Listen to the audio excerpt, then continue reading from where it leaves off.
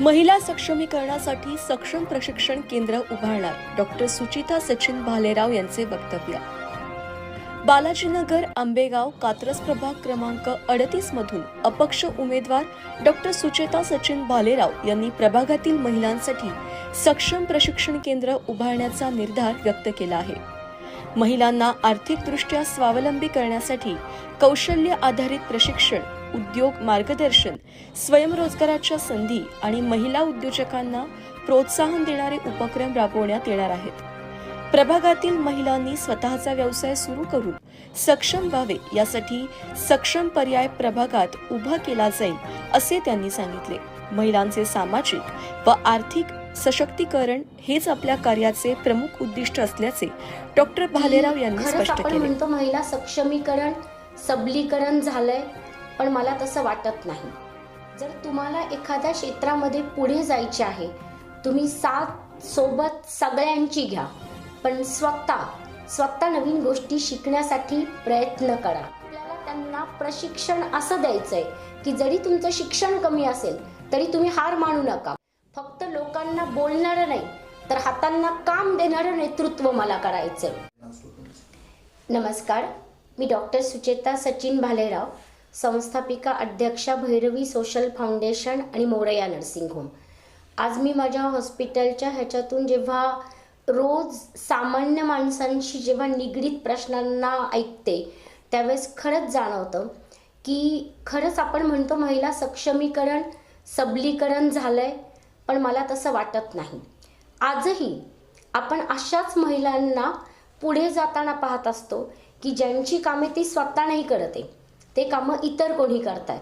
खरंच महिलांना माझी कळकळीची विनंती आहे, जर तुम्हाला एखाद्या क्षेत्रामध्ये पुढे जायचे आहे, तुम्ही साथ सोबत सगळ्यांची घ्या, पण स्वतः नवीन गोष्टी शिकण्यासाठी प्रयत्न करा. तुमचे प्रयत्नांना नक्की म्हणजे नक्की यश मिळेल.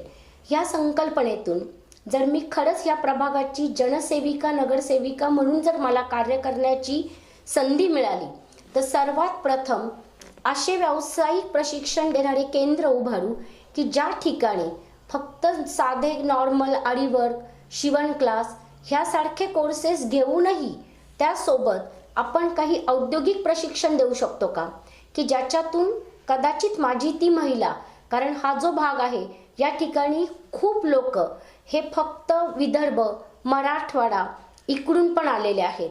खूप लोक हे कर्जत, जामखेड या ठिकाणचे आहे की ज्या ठिकाणी थोडी शिक्षण किंवा आरोग्य या सुविधा नसल्यामुळे लोक या भागामध्ये स्थापित झाले.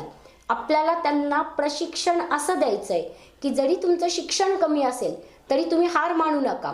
तुम्ही व्यावसायिक किंवा तुम्हाला जे काही जमेल तुम्ही कौशल्याने, कुशलतेने करा, पण त्याच्यातून तुमच्या हातांना रोजगार द्यायचा आहे. फक्त लोकांना बोलणारं नाही तर हातांना काम देणारं नेतृत्व मला करायचंय. जय हिंद, जय महाराष्ट्र. आणि आज मी 38A मधून उभी आहे. माझं चिन्ह आहे माझ्या सेवेशी निगडीत असलेला माझा स्टेथोस्कोप.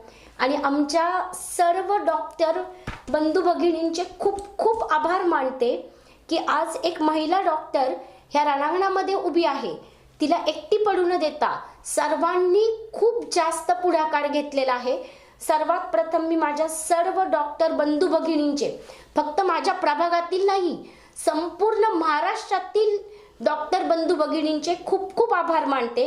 ही लढाई एका डॉक्टर सुचिता सचिन भालेरावची नाहीये. ही लढाई प्रामाणिकपणे सेवा करणाऱ्या प्रत्येक सेवेच्या, आरोग्याच्या वारकऱ्याची आहे. जय हिंद, जय महाराष्ट्र.